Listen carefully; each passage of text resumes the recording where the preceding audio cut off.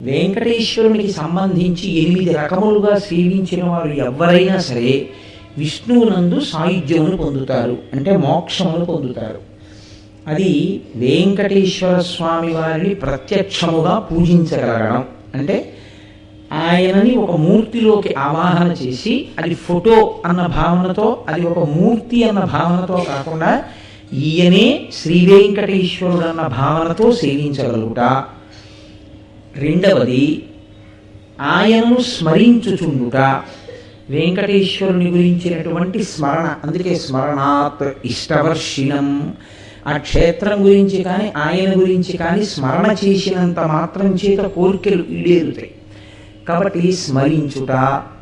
3, ఏ పని చేస్తున్నా ఇది వెంకటేశ్వర స్వామి వారి కార్యం అనుకుని చేస్తూ ఉండడం. అలా అనుకుని చేసేటప్పుడు ధర్మ వ్యతిరేకమైన కార్యం చేయడానికి